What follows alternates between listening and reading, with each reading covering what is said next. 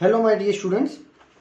So in the previous lecture we had seen that how can we find the position of center of mass with origin, है ना, from origin से center of mass का distance कितना है वो हमने find करना सीखा था और उसका हमने formula भी देख लिया था. Based on that formula and concept, let's see the example number 7.1.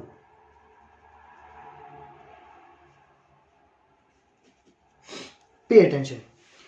Find the center of mass of three particles at the vertices of an equilateral triangle. ठीक है. So as shown in figure, let's say this is the x-axis, this is the y-axis, and we have a equilateral triangle. Let's say it is a B and C. Ready? This is the point given by O in textbook. Now let's read the question. The masses of the particles are 100 gram, 150 gram and 200 gram. So let's say this particle is having mass 100 gram. This particle is having mass 150 gram and this particle is having mass 200 gram. Each side of the equilateral triangle is 0.5 meter long, है ना. तो ये side भी 0.5 metre long है. This one is also 0.5 metre and this one is also 0.5 meter. Okay, so we need to find where is the center of mass is located in this case. So we can say कि here our object is lies on the xy plane. So we have to find the center of mass of x-axis and y-axis separately. The formula we had seen, x cm means x center of mass. We can also denote like this, x cm, or you can simply write by x. Formula क्या था?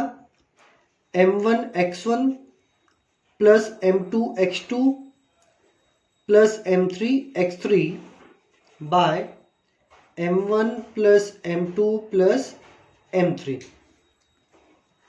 Ready? So let's put the value.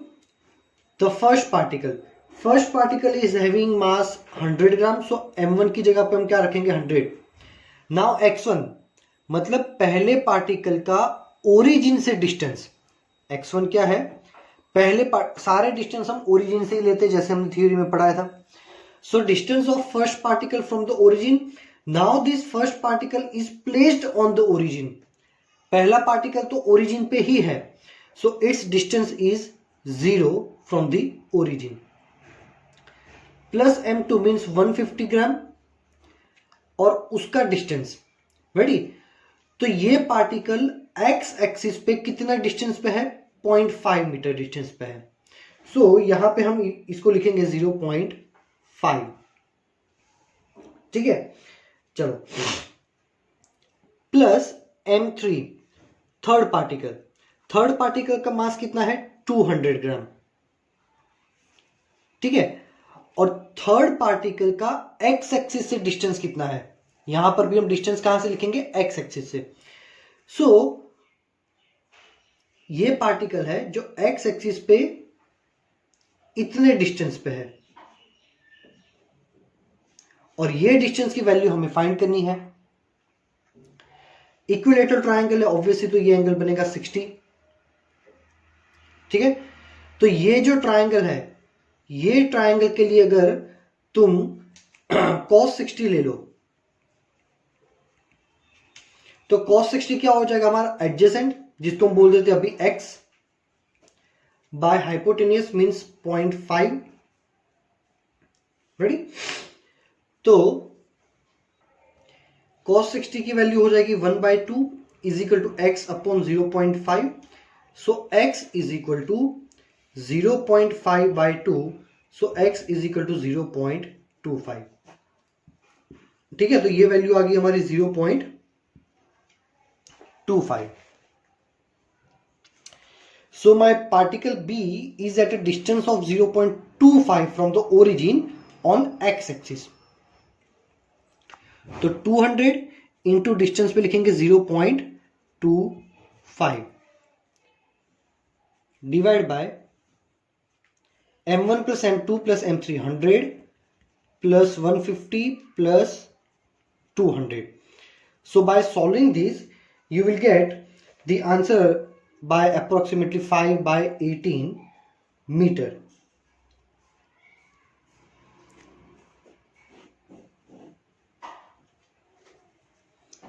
Ready? चलो, अगर आपका answer point में आ रहा है तो भी कोई इश्यू नहीं है, वो भी सेम ही है. कैलकुलेटर में 5/18 करो, जो भी आंसर आ रहा है ऐसा पॉइंट में लिखोगे तो भी answer is valid. Now let's find the y component of this center of mass. Formula आएगा m1 y1 plus m2 y2 plus m3 y3 by m1 plus m2 plus m3. So ycm means center of mass of y distance of center of mass. m1 पहला मास है 100 ग्राम, उसका origin से distance 0 plus दूसरा मास 150 और उसका origin से distance, तो obviously ये भी 0 होगा क्योंकि now we need to find the distance on y-axis from the origin. So this particle is completely lying on x-axis. y-axis पे इसका डिस्टेंस कितना है 0 plus m3 which is 200 and y3. तो ये पार्टिकल का y-axis पे डिस्टेंस ये रहा. अब हमें ये डिस्टेंस फाइंड करना है. ठीक है, अब ये जो डिस्टेंस है y डिस्टेंस, ऑब्वियसली ये डिस्टेंस और ये डिस्टेंस सेम होगा, ये और ये. सो इसी ट्रायंगल के लिए अगर साइन थीटा ले ले, so sine 60 is opposite by hypotenuse which is 0.5. So y is equal to 0.5 into sine 60 which is √3/2. Ready? So this will give you y is equal to 0.25 into √3. So y की जगह डाल दो 0.25 √3 by m1 plus m2 plus m3 means 100 plus 150 plus 200. So ycm is equal to इसको जब solve करोगे तो you will find the answer like √3/9 metre. Ready? So this is the answer. If you want to write a generalize equation कि भाई ये centre of mass का एक single formula, so we can say our RCM means centre of mass का distance 5/18 and √3/9 metre. Means x axis पे इतने distance पे, y axis पे इतने डिस्टेंस पे हमारा सेंटर ऑफ मास लोकेटेड है. Ready? So I hope you all are able to understand the problem.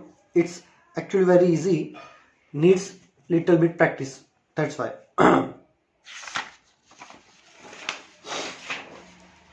Next, let's say example number 7.3, because 7.2 हमने previous lecture में देख लिया था. Find the centre of mass of a uniform L shape lamina, a thin flat plate with dimension as shown. The mass of the lamina is 3 kilogram. चलो, तो figure 7.11 हमें दिया हुआ है, वो लेमिना एल शेप का है. कैसा है, चलो ड्रॉ करते हैं. This is the x-axis and this is the y-axis.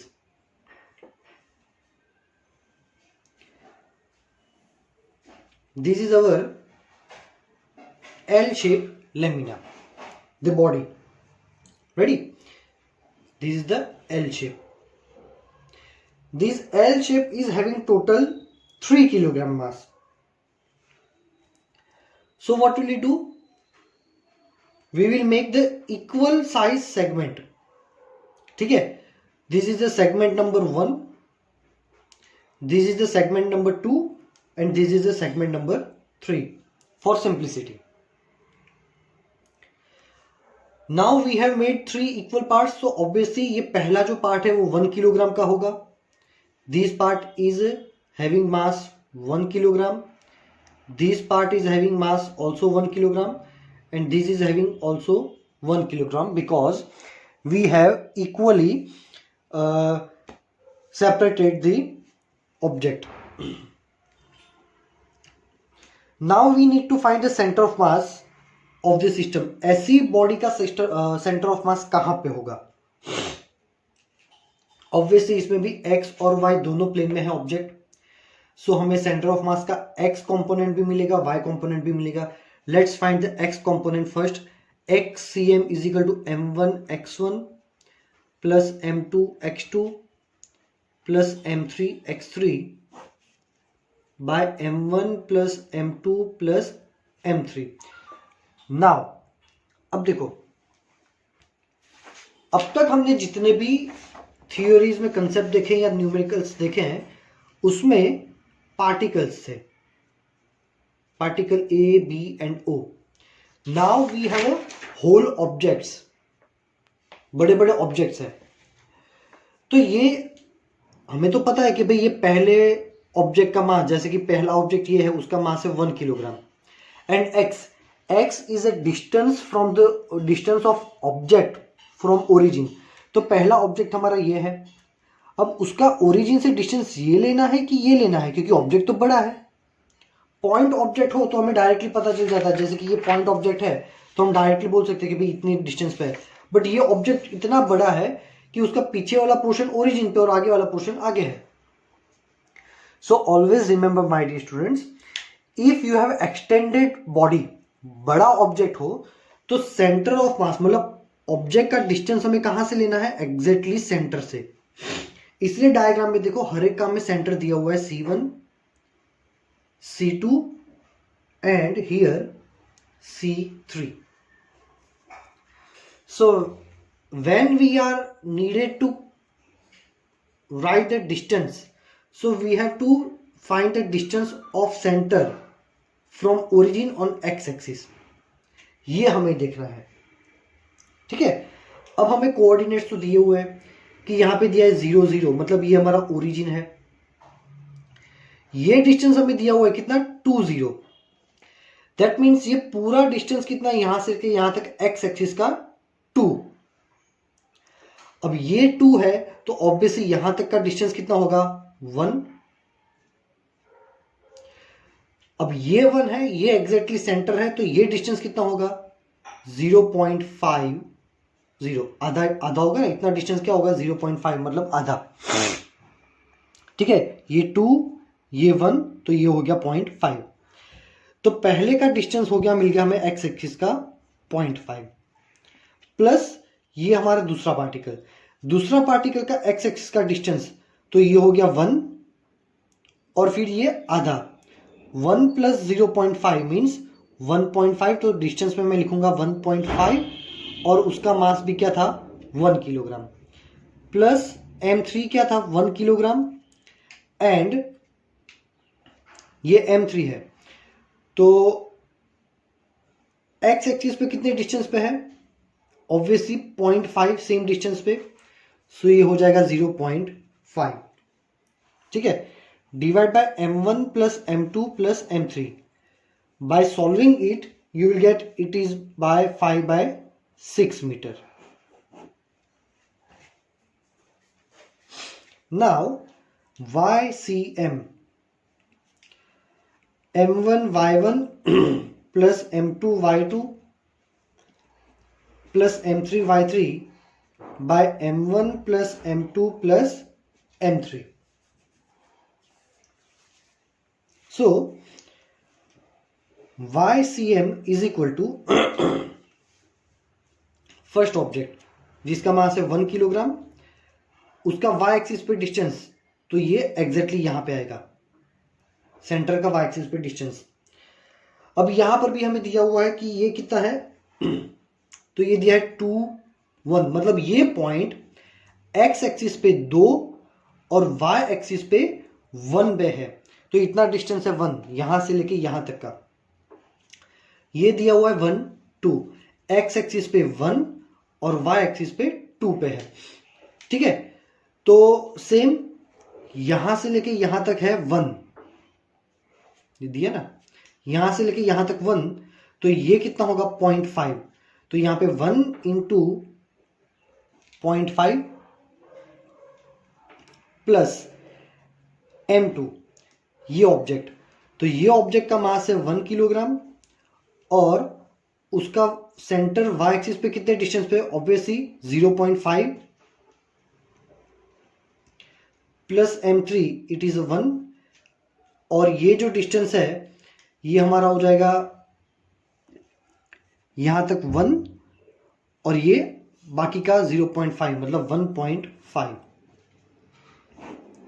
1 plus 1 plus 1, so it will give you the same, है ना, क्योंकि क्वांटिटीज ऑलमोस्ट हमें सेम मिली है, so answer will be the same, YCM is equal to 5/6 metres. This is the answer. I hope you all are able to understand the problem. You have to draw yourself and you have to try it by yourself. Then only it will happen.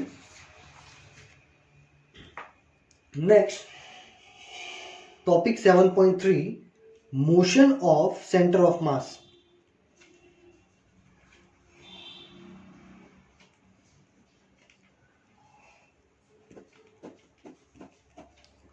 Pay attention. अब तक हमने क्या देखा था कि भाई centre of mass का distance कैसे फाइंड करते हैं, ये ऐसे। अब हम ये देखेंगे कि सेंटर ऑफ मास मोशन भी करता है। अगर वो मोशन करता है तो सेंटर ऑफ मास की वेलोसिटी क्या होगी। फॉर एग्जांपल, जैसे कि ये पेन है, इसका कैप, तो यहां पे मान लो सेंटर ऑफ मास है। अब अगर पेन का कैप मोशन कर रहा है तो ऑब्वियसली सेंटर ऑफ मास जो उसका है वो भी मोशन करेगा। वो सेंटर ऑफ मास का वेलोसिटी फाइंड करना है, we need to find velocity of that centre of mass. So for that we will use the equation m RCM is equal to, or we can write RCM is equal to m1 R1 plus m2 R2 plus up to mn Rn by m1 plus m2 plus up to mn।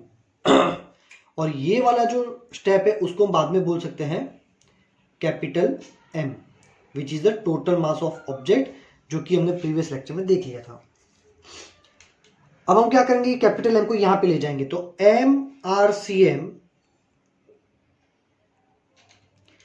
Is equal to m1 R1 plus m2 R2 plus up to mn Rn। Ready, चलो, तो ये formula कहां से है, previous lecture में हमने देख लिया था, है ना, ये यही फॉर्मूला है m1 x1 plus m2 x2, बस उसी टाइप का ये फॉर्मूला है। अब क्या करेंगे, मान लो ये है इक्वेशन नंबर 1, ये क्या है इक्वेशन नंबर 1, तो अब लिखेंगे differentiating equation number 1 with respect to time. Time के रिस्पेक्ट में हम क्या करेंगे, उसका डिफरेंशिएशन, तो उसका डिफरेंशिएशन करेंगे तो d by D t m RCM is equal to d by D t m1 R1 plus d by D t m2 R2 plus up to d by D t mn Rn। ठीक है, क्या किया हमने, बस हर जगह पे D by D T लगा दिया है। So now what will happen, ये m को बाहर ले लो, M D by D T R C M is equal to M one D by D T R one plus M two D by D T R two plus up to M N D by D T R N. ठीक है, अब क्या किया ये step में, हर एक में से m जो है उसको हमने बाहर ले लिया। अब यहां पे हम फॉर्मूला यूज करेंगे कि we know that d r by D t, हमें पता है कि d r by D t क्या होता है, velocity v, we know that. ठीक है, d r by D t क्या होता है, v। चलो अब ये जो टर्म था d r by D T is equal to v, उसका यूज हम करेंगे ये फॉर्मूला में।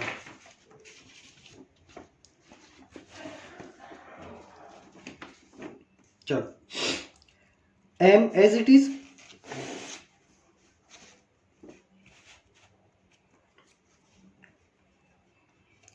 This m as it is, and d r by D t क्या था, v, तो अब ये हो जाएगा v सी एम। ठीक है, ये क्या था, सेंटर ऑफ मास का डिस्टेंस बाय टाइम वेलोसिटी, पर ये सेंटर ऑफ मास का डिस्टेंस था, तो यहां पे वेलोसिटी भी किसकी मिलेगी, सेंटर ऑफ मास की। M we C M is equal to M one we one plus M two we two plus up to M N V n. ठीक है, चलो तो अब देखो, अगर मैं वी सी एम को सब्जेक्ट बनाऊं तो वी सी एम क्या हो गया, m one we one plus M two we two plus up to M N V n by capital M, जिसको हम क्या लिख सकते हैं, कैपिटल एम को m one plus M two plus up to M n. तो ये हो गया फॉर्मूला सेंटर ऑफ मास की वेलोसिटी का। ठीक है, इजी, बिल्कुल प्रीवियस फॉर्मूला जैसा ही पैटर्न है, m1x1 plus m2x2 plus mnxn by m। Now what will we do, again ये मान लो कि सपोज होगा equation number 2, again differentiating equation number 2 with respect to time के साथ फिर से इसका डिफरेंशिएशन करते हैं। सो व्हाट विल हैपन, ये m को मैं यहां लिख देता हूं और डिफरेंशिएशन करता हूं, d by D T M we C M is equal to d by D T M one we one plus d by D T M two we two plus up to d by D T M N V N.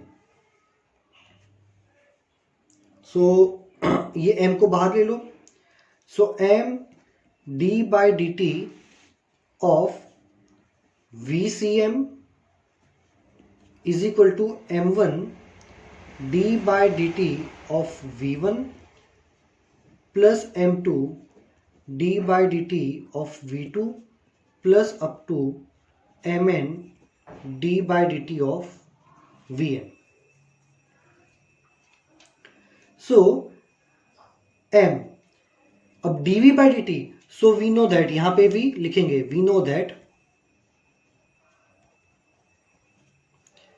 D V by D T is equal to A. हमें क्या पता है कि D V by D T करो तो A मिलता है, तो ये D V by D T पर ये वी सी एम है, तो यहां पे हमें क्या मिलेगा, A C M. Centre of mass का एक्सेलरेशन भी होता है, is equal to M one A one, where A one is the acceleration of first particle, A2 is the acceleration of second particle, and an is the acceleration of nth particle. So ACM is equal to m1 a1 plus m2 a2 plus up to mn an by capital M. तो ये formula मिल गया हमें centre of मास के acceleration का. ये हमें क्या मिल गया? सेंटर ऑफ मास के एक्सेलरेशन का फॉर्मूला मिल गया. अब देखो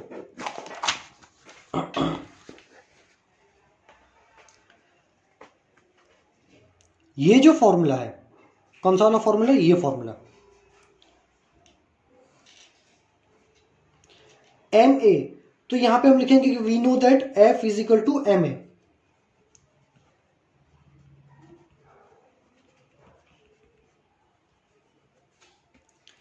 तो यहां पे हमें फोर्स मिलेगा,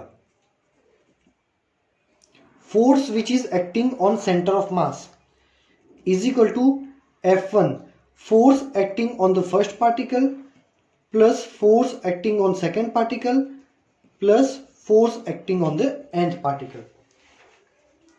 Ready? तो फोर्स जो होते हैं ना, किसी भी ऑब्जेक्ट पे जब फोर्स अप्लाई होता है तो वो फोर्स दो टाइप के होते हैं. एक होता है एक्सटर्नल फोर्स और एक होता है इंटरनल फोर्स. फॉर एग्जाम्पल कि ये मेरा ऑब्जेक्ट है जिसमें बहुत सारे पार्टिकल्स हैं. हर ऑब्जेक्ट के particles, all the particles of each object are acting force on each other. ये याद रखना, हर ऑब्जेक्ट के सारे ही पार्टिकल्स एक दूसरे पे म्यूचुअली फोर्स अप्लाई करते ही होते हैं. ये इस पे जितना फोर्स लगा रहा है उतना ही फोर्स ये भी इस पे लगा रहा है. Both the forces are equal and opposite. So total force of internal is always 0, है ना. ऑब्जेक्ट है, जैसे कि ये मान लो कि ये कैप है, ये कैप के अंदर बहुत सारे पार्टिकल्स हैं, सारे ही पार्टिकल्स एक दूसरे पे फोर्स अप्लाई कर रहे हैं. ये सभी फोर्स का टोटल एडिशन करने जाओगे तो क्या होगा? 0, क्योंकि ये फोर्स यहां पे लग रहा है, दूसरा यहां पे लग रहा है, एक इस पे फोर्स लगा रहा है, एक इस पे फोर्स लगा रहा है. All the forces are equal and opposite. So total internal force is 0. तो अगर आपके ऑब्जेक्ट के पास एक्सेलरेशन है, अगर ये पेन के पास एक्सेलरेशन है, तो वो एक्सेलरेशन के लिए रिस्पॉन्सिबल होगा सिर्फ एक्सटर्नल फोर्स. ठीक है. So in this formula all the forces are always external forces. सारे फोर्सेस ऑलवेज कौन से होंगे? एक्सटर्नल फोर्सेस ही होंगे. ठीक है, क्योंकि इंटरनल फोर्सेस का टोटल क्या हो जाता है? 0. इसीलिए आपकी बुक में यहां पे लिखा हुआ है, ये 7.11 में लिखा है कि ये फोर्स एक्सटर्नल होगा. यहां पे लिखा है कि इंटरनल, उसके ऊपर वाले पैराग्राफ में लिखा होगा कि यहां पे इंटरनल फोर्सेस क्या हो जाएगा? 0. जब आप पढ़ोगे तो आपको समझ में आ जाएगा. यहां पे लिखा है कि उनका कंट्रीब्यूशन क्या है? 0. किसका? इंटरनल का. So final statement is given by the centre of mass of a system of particles moves. अगर आपका सिस्टम मूव कर रहा है, as if all the masses of the system was concentrated at the centre of mass and all external force were applied at that point. अगर motion कर रहा है तो सिर्फ एक्सटर्नल फोर्स ही वहां पे अप्लाई हो रहा होगा, इंटरनल फोर्सेस क्या हो जाएंगे? 0. ठीक है. तो आज के लेक्चर में यहीं तक रखते हैं. इसके बाद वाला जो टॉपिक है उसमें थोड़ा बहुत है, वो हम प्रीवियस लेक्चर में देखेंगे. उसके बाद लीनियर मोमेंटम स्टार्ट कर देंगे. ठीक है. So if you are having any doubt, you can ask me in the message section. Thank you very much, my dear students.